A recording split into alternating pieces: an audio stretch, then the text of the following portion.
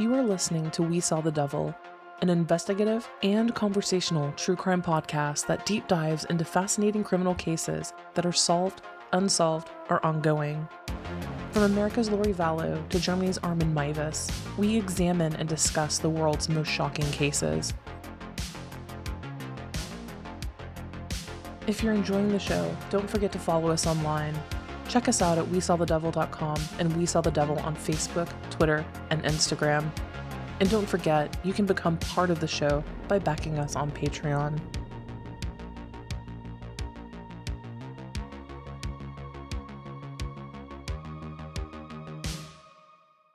Hello everyone, you are listening to We Saw the Devil. This is Robin, and I know it's been a while, guys. It's been about a week and a half since the last episode, but we are back. I last promised to return with day 3 of the Barry Morphew hearing, and I'm going to be honest with you guys. Not a lot happened on that day 3. It seems like they brought everything out on days 1 and 2, and then day 3, not a lot transpired. It was more rehashing old evidence that they had previously presented. I started researching for other episodes, and then, you know what? This past weekend was my birthday. And if you follow the show, follow me, know anything about me at all, you know that this year has been kind of rough. So I decided to practice a little self-care and relax and do stuff that I enjoy. Not that I don't enjoy the podcast I do, but I decided to do a little relaxing. And thank you to everyone who reached out, especially our Patreon patrons who reached out with birthday wishes and well wishes. It meant the absolute world to me. And I want to thank each and every person who did so. It was so incredibly sweet of you guys, basically during such a rough time. But I am back, and this actually wasn't the intended episode that I meant to air. I actually recorded another episode that was slated to go out on Tuesday with news updates. And then somehow this double hearing slipped my mind. And so as I was about to push that episode up, I realized, oh wow, there's a Lori Vallow update coming finally. So for this episode, we have a Lori Vallow update for you. If you've noticed, the Lori Vallow updates are becoming a little more sporadic because not as much is happening in the case, so we're spacing them out, letting some things trickle in, and then doing other cases in the meantime, and then a grand update as is necessary. So there'll be this episode today, and then at the end of the week, there will be that original news update that I've already recorded. So before we get into it, let's just get the quick housekeeping out of the way. You can find us at WeSawTheDevil.com. And from there, you can find basically everything else. You can find our Instagram, our Facebook, Twitter, all social media channels. You can send us an email if you have a case that you would really like me to cover. And you can also find our Patreon. That's patreon.com/WeSawTheDevil. If you're loving the show, liking the show, want to financially back it, you can do so there and get some cool stuff in return. Last but not least, and I say this every episode, and I mean it from the bottom of my heart, if you are listening to a podcast, and not just this podcast, any podcast, if you're listening to it and you're enjoying it and you like what the creator is doing, please take 30 seconds out of your day to go to iTunes, Castbox, Stitcher Radio, whatever platform you're using to listen to that podcast, and leave them a 5-star review. It's incredibly important. Make sure you subscribe and then leave a 5-star review. It is incredibly important. Not only just, for our egos, but also from a business perspective in terms of metrics and marketing and things of that nature. So as I stated earlier, Brittany is joining me once again for the Lori Vallow update. So let's discuss the case. Brittany, it's time again. What up? What up? How are you doing? I just want to report that I am marking myself safe from Pocatello funeral homes. So I'm here. I'm okay. Thank you for asking. Glad to hear that you're all in one piece.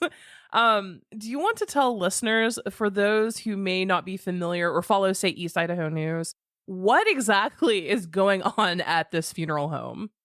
Well, I can report just about nothing, as can most people. There's a lot of questions and not a lot of answers, but Pocatello is about 1 hour away from Idaho Falls, about an hour and a half away from Rexburg, where our friends Chad and Lori are. And Pocatello is, it's a butthole city, guys. It's not a great one. It's not the one that we put on postcards here in Idaho, but it does exist. And in the heart of Pocatello is a funeral home, Downard Funeral Home. The funeral home is like basically in a school parking lot. Like, What? yeah. So like the way Pocatello High School sits, it like shares parking lots with this funeral home. And it's actually students that started reporting a smell. What? And I believe the first reports were back in June. And it's September, guys. Through So summer. yeah. And, Idaho is actually one of those states where we don't all have air conditioning. Yeah, this has been going on since June, the smell. Ugh. And eventually the police went in, promptly came out, and then went back in with full hazmat suits. So reporters started asking questions, and everyone's like, oh, well, if they have a bunch of bodies and it's smelling, maybe they were just like transporting them. And, it is in Pocatello, which ISU or Idaho State University, their campus is there in Pocatello. So everyone was like, oh, well, it's probably just for their cadaver program. And then ISU came out and they were like, we haven't gotten a single dead body from these people in years. It is nothing to do with us. And then all these families were like, wait a minute. That funeral home told us that that's where our loved one's body was. It was with you. And ISU is like, absolutely not. We haven't had a single body. We don't know where the body is. Now people are like, well, this goes back for years. Years they've been told that their loved one's body was donated to science and they never got it back. They never got a certificate.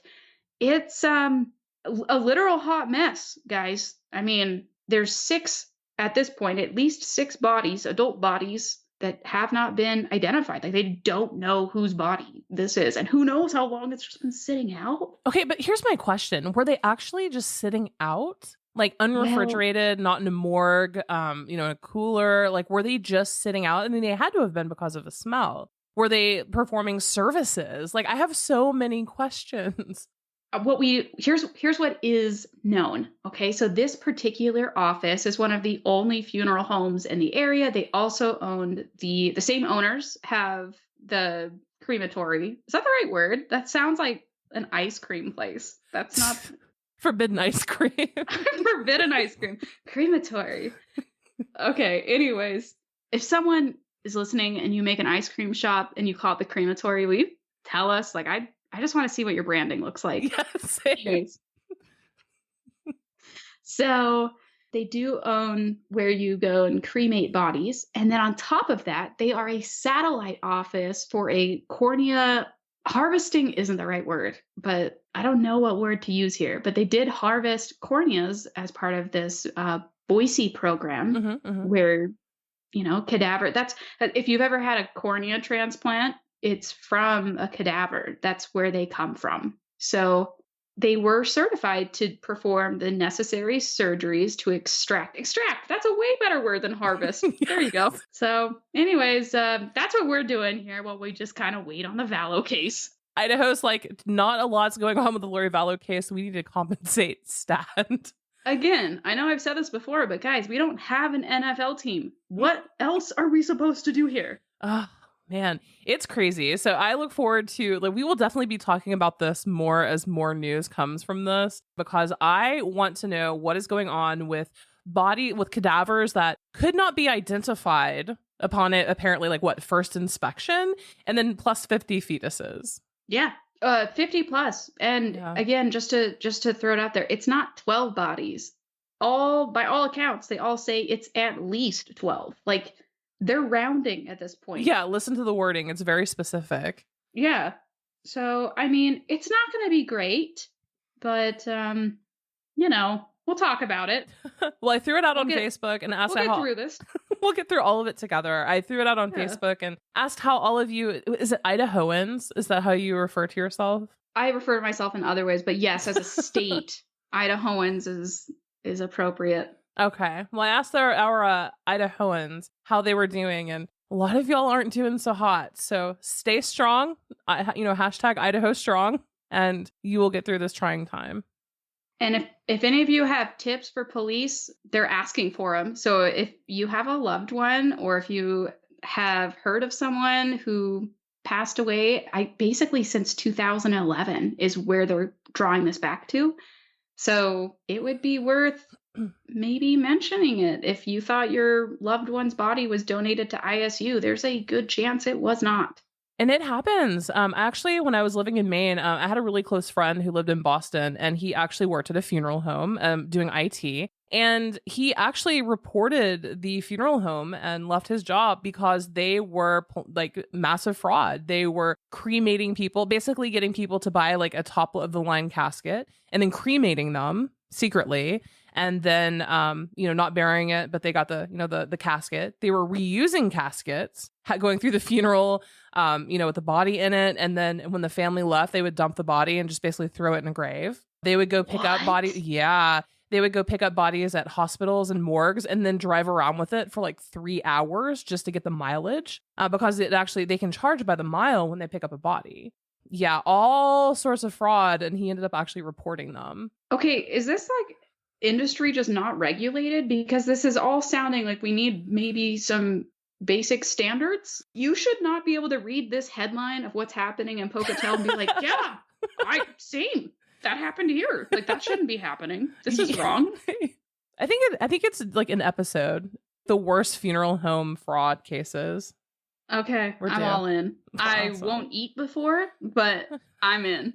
Well, let's talk about the subject at hand. But before we do that, some additional housekeeping, because you put together something really, really cool, Brittany. I did. So obviously, fall, winter, we kind of need to just like power through it, right? So we wanted to put something together that would make it extra fun. And so we are going to do a monthly drawing. At the end of every month, you do not have to be a subscriber even, we'd like you to be, but here's what you do. Go to wsdlove.com. All you have to do, enter into our drawing, tell us who you are, tell us where you live if you win so we can send you this free gift. And bonus entry if you leave an awesome review.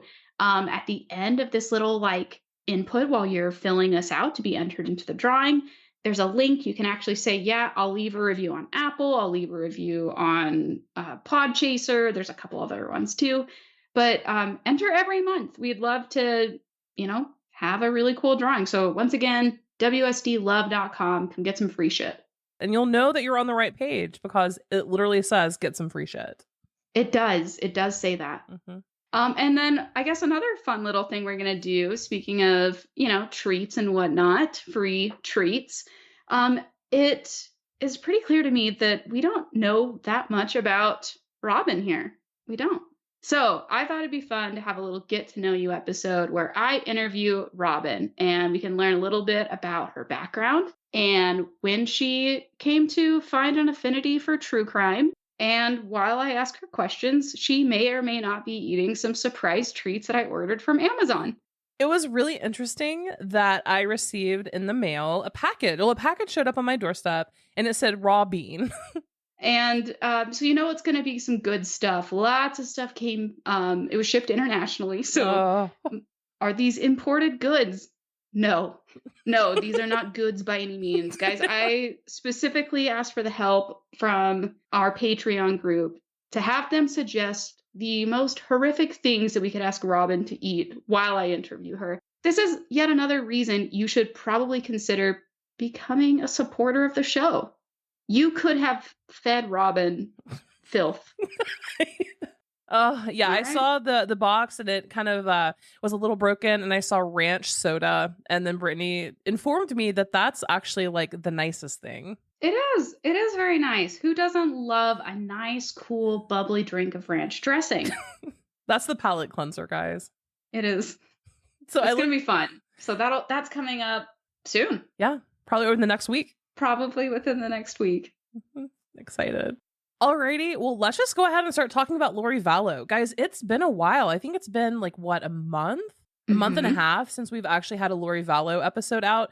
I just decided to wait instead of doing these little mini episodes or beating a dead horse, as it were, to let some time pass, let some stuff happen. And today there was another hearing, and so we decided, what the hell? Let's just kind of discuss everything that's transpired since we've been away. Exactly. So kind of rolling back a little bit here, August 8th was the deadline for prosecutors to come out and say whether or not they're going to be going for the death penalty or not. Mhm. And they came in on the 5th, so just a couple days early, and they announced that they were, in fact, going to go for the death penalty for Chad. And in that motion, Robin, did you see what they described as their reasoning? I did.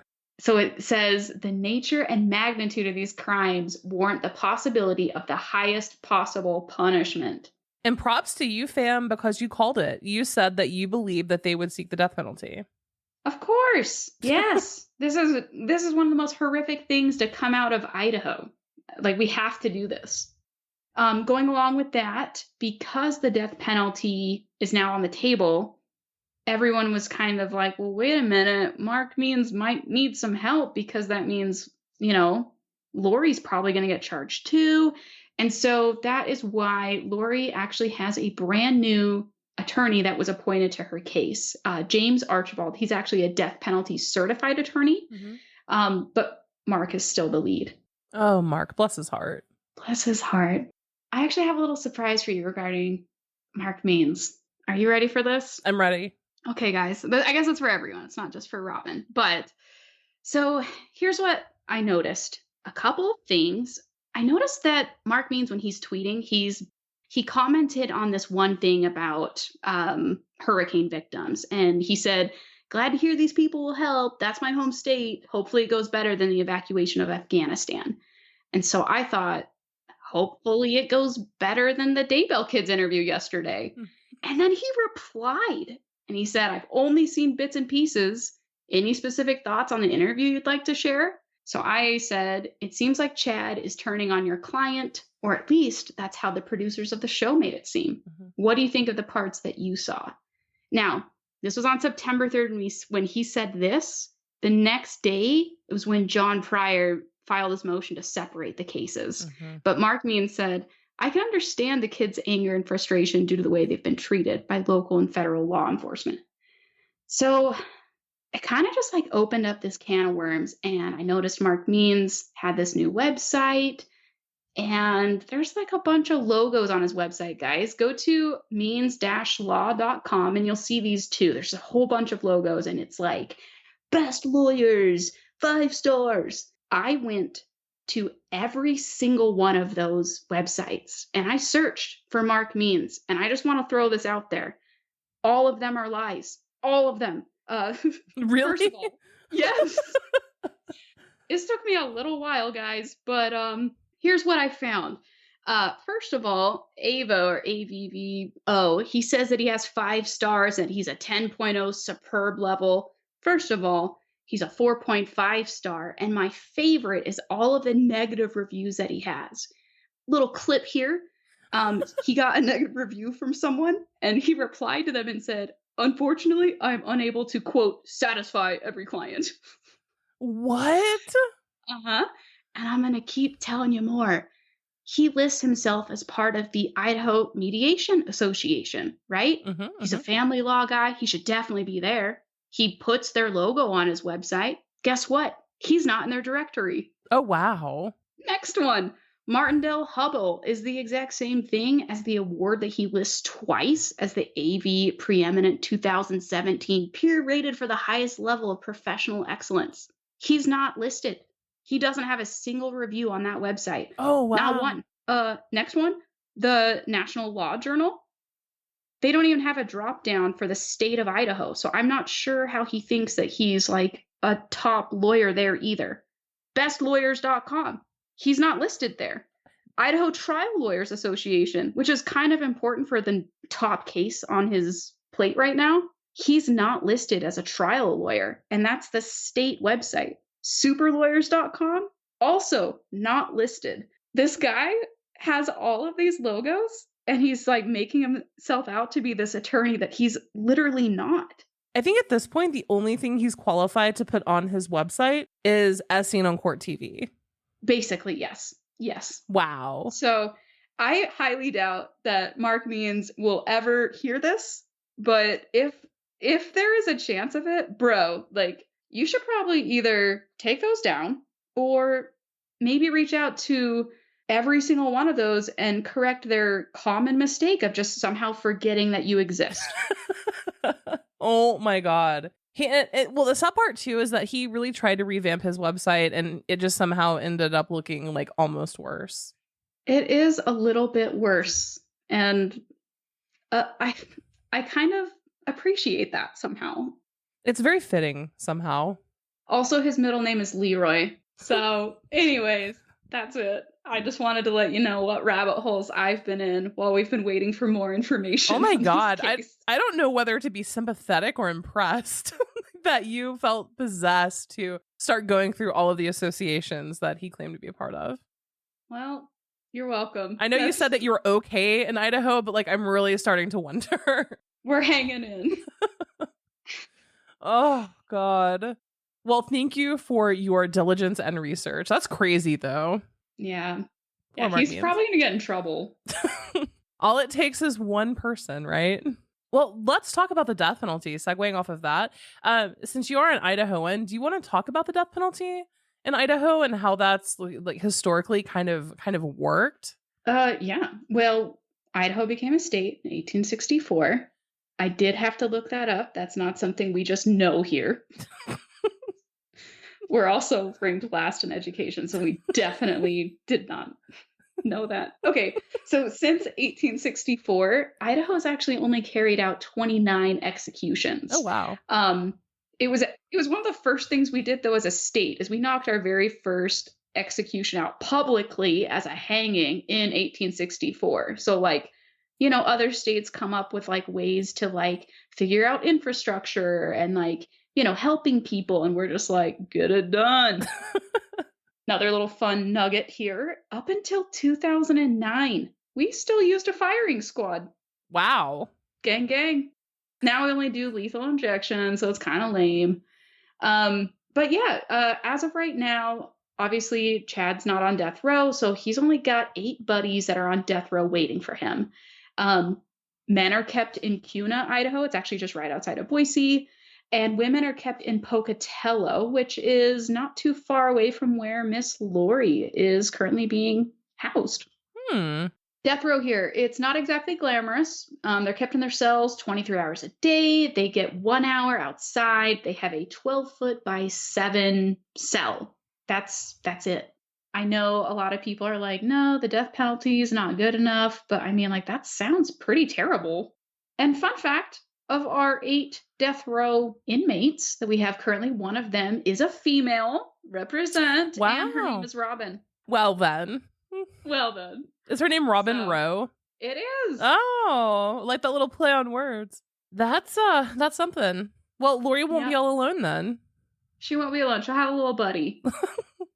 Maybe they can do their lipstick with Jolly Ranchers together. Well, literally wouldn't be able to be together because they're always going to be restrained and escorted between different locations. But yeah, I mean, like in theory, just knowing that there's a kindred spirit nearby, I'm sure would bring some calm to the storms they'll each be weathering internally. I wonder if they'll pop up that portal or talk through the bowl. I wonder if you can talk through the bowl. Do we have any listeners who have ever been in an Idaho jail or maximum security institution? Can you actually talk to one another through the bowl?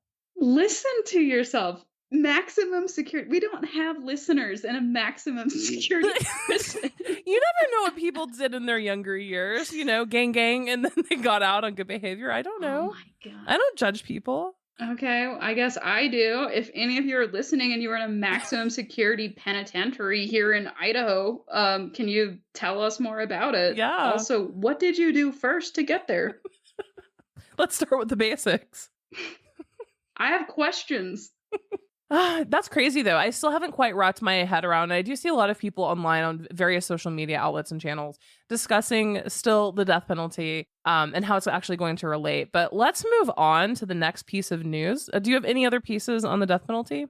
That's basically it. I'm pretty excited about it. I know I might be alone in that, but it's fine. Like, these things make me happy, and, you know, I'm embracing it. Good. Glad to hear. 2021 is your year. That's it. Yeah. Chase your happiness.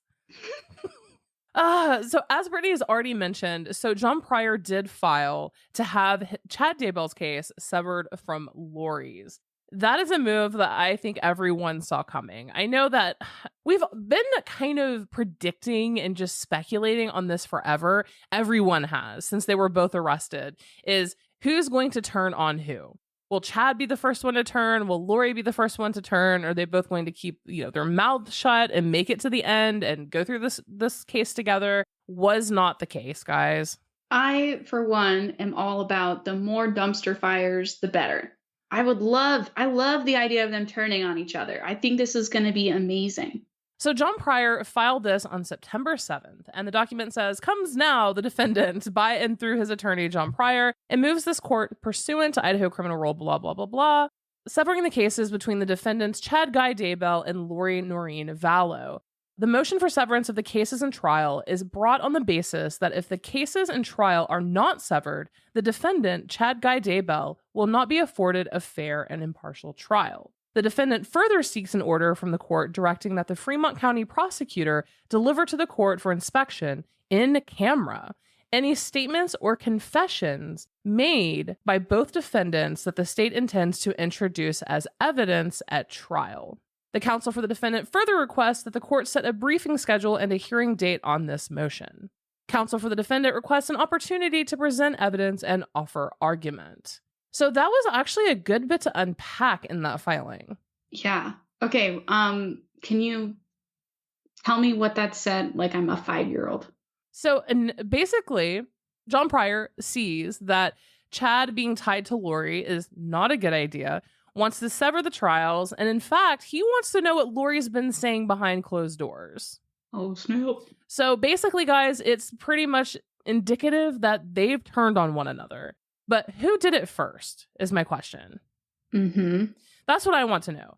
My speculation is that Lori is, this is just complete and utter speculation on my part, guys, is that Lori is faking her entire episode that she's going through, basically to get out of going to trial with Chad, more or less, and is pretty much going to be playing the grief-stricken mom who was bamboozled by Chad Daybell, manipulated. He was a prophet. I believed him. Oh my God, what did I let happen to my children? I have a feeling that that's kind of the road that Lori's taking. Okay. And then Chad, obviously, we kind of got a little preview of what his defense is, right? Because of the 48 hours interview. Exactly. Okay. And just a quick recap. That was last week. Mm-hmm. 48 Hours had, for the first time ever, all of Chad's kids right there. They interviewed them. Would you say it was mostly 50 minutes worth of recap and then 10 minutes of actual interview? Yeah, it was utterly just disappointing.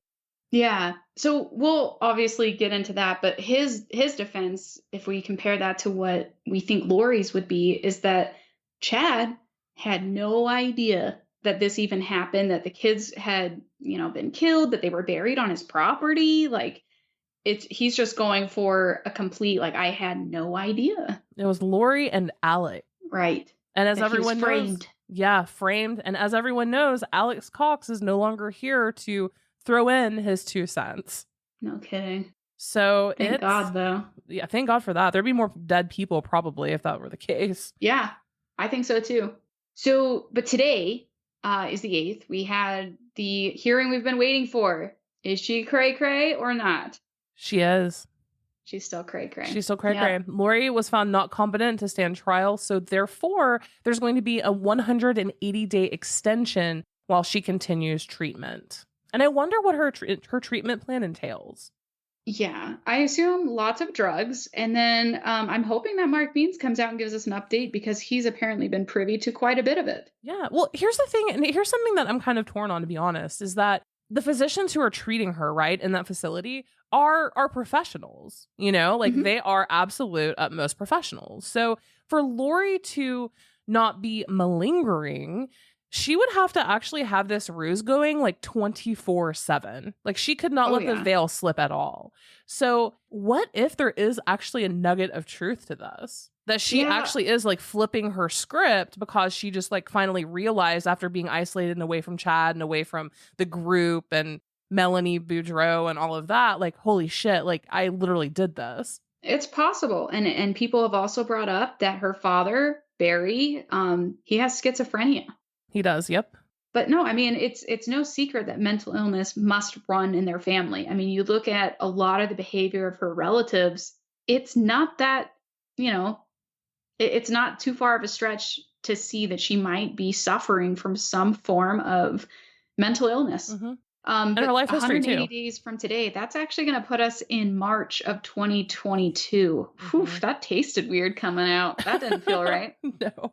It's interesting. So, what that means is that Chad is on his own. Chad's trial, guys, was, if you recall, originally scheduled for November, just like Hmm. 2 months from now is when his trial was scheduled to go forward. And it's now also in this hearing today where they determined Lori not competent. They also discussed Chad's trial. So it's actually going to be rescheduled. And they're going to have a hearing on that after the change of venue motion. So the change of venue motion is going to happen on October 5th and 6th. And then after that, the trial will be rescheduled officially. They have to know if they're going to move it or not. What that means is that Chad's going to be tried without Lori. And now Wow. John Pryor's like, I need everything that Lori Vallow has said. Which makes sense. Again, I think he's going to probably put together, if anyone's going to be able to make this almost make sense, it's probably John Pryor. Yeah. Again, I So, completely agree with you. I do not think that John Pryor is as bad of an attorney as everyone thinks he is. Mark Means, do you no, I think, agree with you. But do you think John Pryor actually encouraged the 48 hours interview?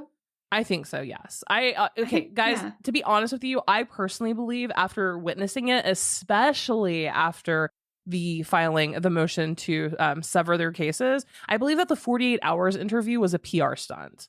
Yeah, I can totally see that. And I guess let's talk about that. So we watched the whole thing, right? Because it was trash, and that's kind of what we watched. Yeah.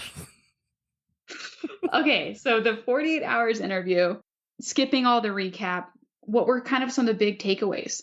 There's something wrong with Emma Daybell. First and foremost, guys, that was surreal.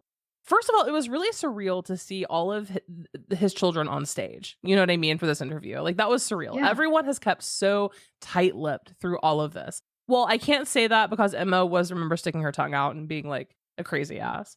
But Yeah. it was surreal. And I know that people are like, be easy on them. You know, they're Mormon, middle America, very naive, not very cultured. I felt like maybe there was a delay in them. Like maybe they were delayed in some way, not very bright. And then I realized, especially after that motion, what if that was staged, like by the defense team?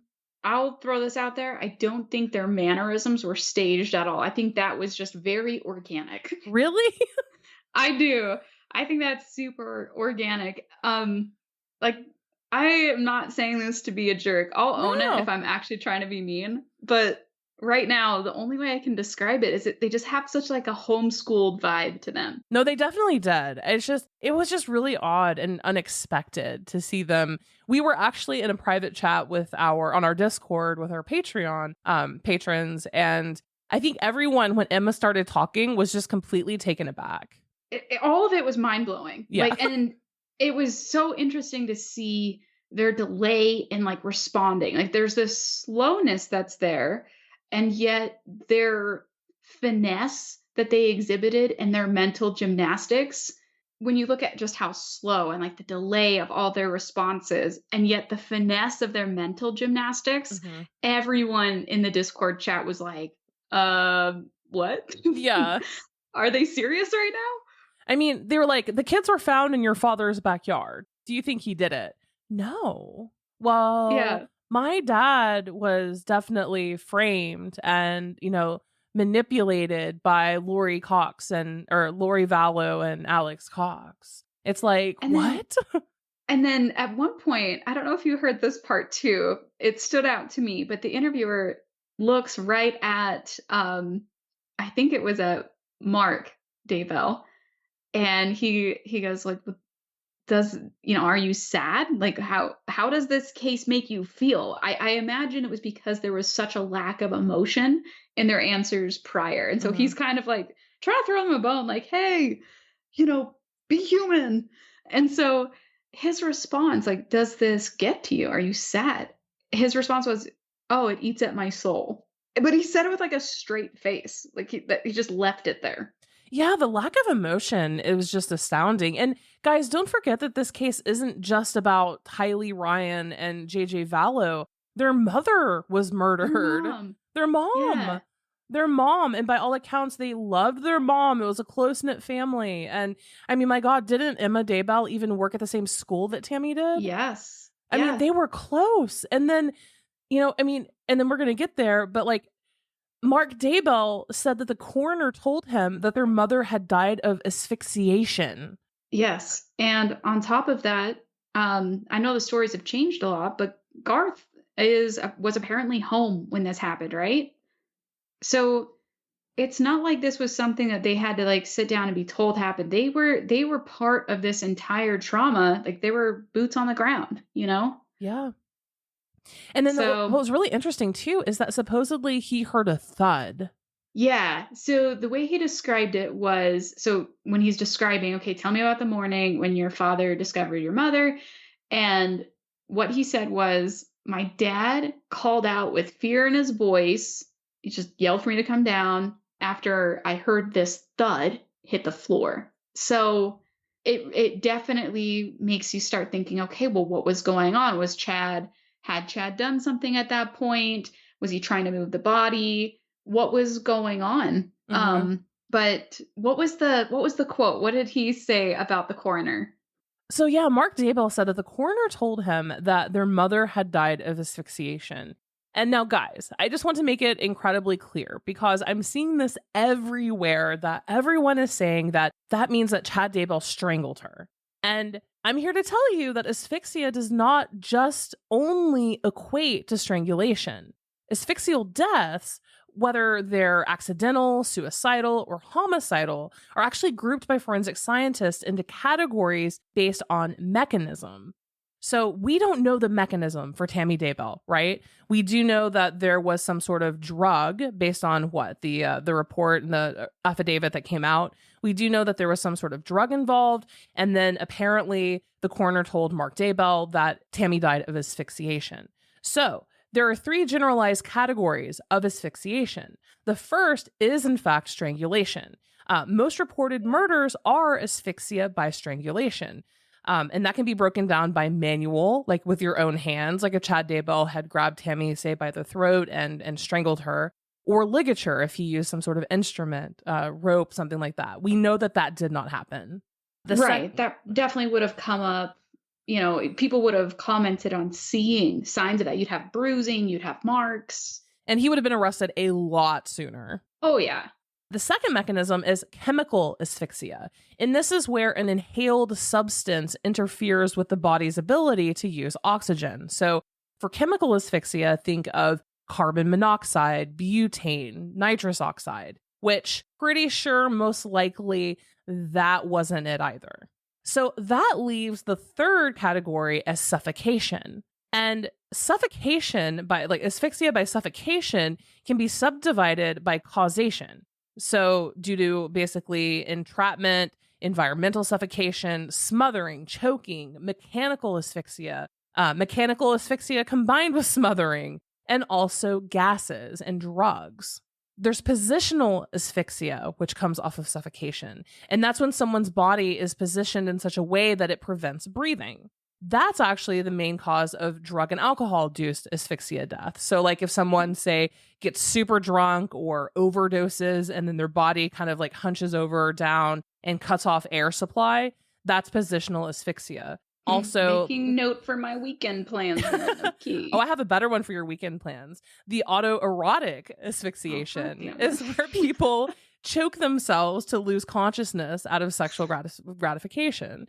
They reach this level when their brain stops getting oxygen, and it's like a sexual thing for them. But in homicide cases, there's a really unique term called burking.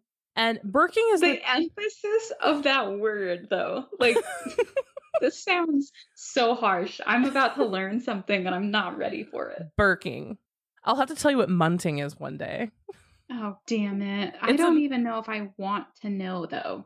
I'm going to tell you and you're going to throw up. It is. So munting is actually the term for necrophiliacs when they have sex with a corpse and it's not fully drained of fluids. Oh, fuck. Where they jump up and down on the stomach cavity in order to extract the remaining fluids.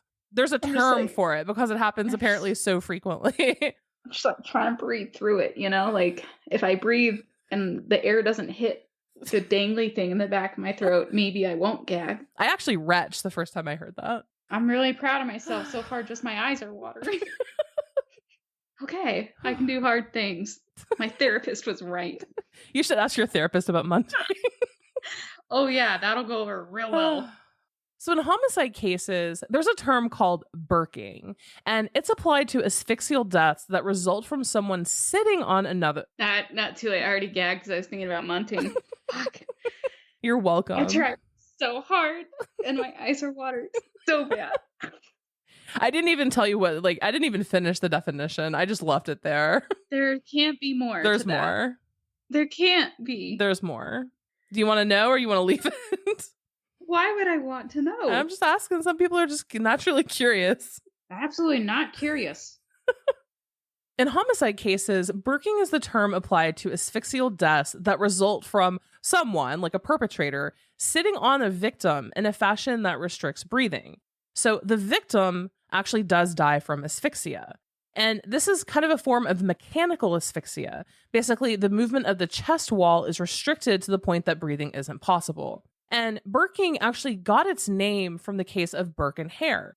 Many of us have seen the movie Burke and Hare, right? Like a lot of us have. It's on Netflix. It stars Andy Pegg from the horror comedy movie Shaun of the Dead. He's a comedian. A lot of people love him. It's actually based on those two. They were a real pair of grave robbers, and it's a true story.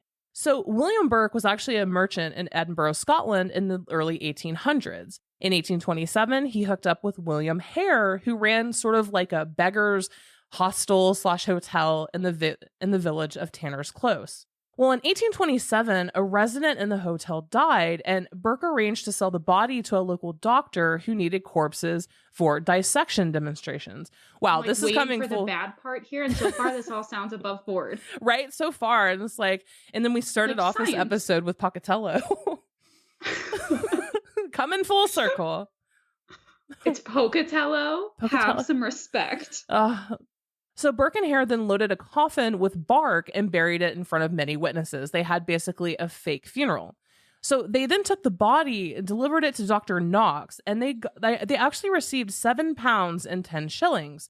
So at that point, 1827 in Scotland, that was a pretty decent amount of money. So they struck up an arrangement with the doctor, and then Burke and Hare would actually deliver the doctor bodies, and they would receive £8 in the summer and £10 in winter. And they got 2 extra pounds, guys, because it's actually harder to dig up graves in the winter, believe it or not. You know, ground's frozen, you get a little sweat, so you get a little bit more money. So they started digging up corpses, and then the time came where there weren't actually enough fresh ones to deliver to the doctor. And the local population was just too young, and they weren't dying fast enough. So obviously the next step would be kidnap and kill people from the village. Well, what? Yeah, they just started kidnapping people and killing them. So when the season was slow. Yeah. Ugh. Yeah, they would just kidnap and kill people and then sell their remains. And they would do it to people who wouldn't be typically missed, right? Like sex workers, drunks, alcoholics, homeless people like that. But what they did was Burke sat on his victims on the chest, and Hare would actually put his hand over their nose and their mouths and close them until they suffocated and they died. And then after that, Burke and Hare delivered the corpse, and then they collected their payments. But it left no evidence whatsoever. Okay, but at what point were people like, wow, these coroners are like Johnny on the spot with these body pickups? Like, they're always just right here whenever someone passes away. Did anyone ever think, like, maybe, that's not legit? So they did. Long story short, basically one of their victims was discovered, and then both of them were arrested. Hare made a deal, testified against Burke, and Burke was actually hanged in 1829 And like, you're going to really appreciate this, Brittany. It was like a Super Bowl event. It was a public hanging that had over 40,000 people in attendance. Honestly, at this point, this pandemic has made me so starved for being around other people that kind of sounds nice right now, like heartwarming. Yeah. I would feel a sense of community. It really brought Scotland together. But yeah, that's it. I mean, apologies for like the little history lesson on asphyxia, guys. I hope I got my point across because I'm seeing it everywhere that Chad strangled her. It does not necessarily mean strangled. The drug that we know is that's present could have actually just caused her to stop breathing or have problems breathing. I love it too because like even the Daybell kids are like, she didn't die of asphyxia. That didn't happen. He didn't poison my mom. He just smothered her. Like, it's just like, it's not better. Like, there's not a good asphyxia. No, none of them are good. So their argument is just like ridiculous. Asphyxia can even be asthma. Like when people have asthma attacks and can't breathe, that is actually a form of asphyxia. So, I mean, there could be a variety of options, guys, but it doesn't necessarily mean that Chad went into Tammy's room, you know, like Frankenstein and put his hands around her neck. It does not only mean that. Yeah. Or that he smothered her with a pillow. So them like trying to like argue their way into like how their dad was completely innocent of this. I mean, could Tammy have been in a weird position? Could there have been, I mean, all of the other forms of this, they just don't make sense for how she could have passed. What we know is that a drug was involved, right? And then we know that Yes. Chad Daybell was in there with her in some period of time.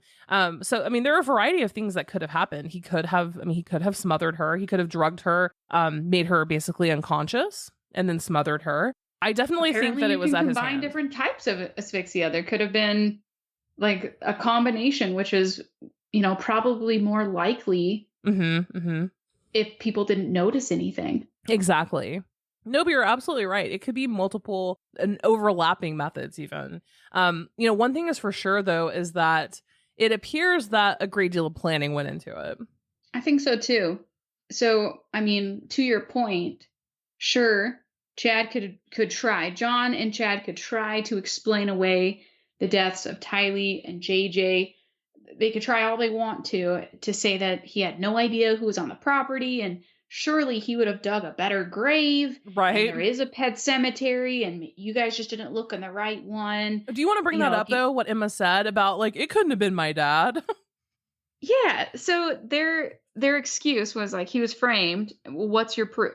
Mm-hmm. And the main reasons are the top one. It wasn't that, you know, my dad's a good person. He'd never kill someone. Yeah. Their number one reason was my dad's a professional grave digger. He would have known to dig way deeper than that, and he definitely wouldn't have done it on our property. Yeah. That's literally what happened. Like, everyone, again, you guys have to become a Patreon. Our Discord chats are hilarious. Like, everyone was laughing at that part. And I'm sure you guys have seen memes of it already, too. Mm-hmm. But then their second reason as to why, like, not just, oh, he was a professional grave digger, blah, blah, blah. The second point was, well, anyone could have come on our property. Look, it's just right here. It could have been someone else. And, you know, also speaking of how anyone else could have come here, our dad would have gone somewhere else. There's right. Look, there's a river over there. He could have, like, Emma's pointing out other places that she would have hidden the body. There's a river. There's this field over here. It's really great. We could go over here. I'm sure the producer had to cut her off. Like, that's enough. you can stop now, please. My God. The other one that was hilarious was the producer asked, "Did your dad start a cult?"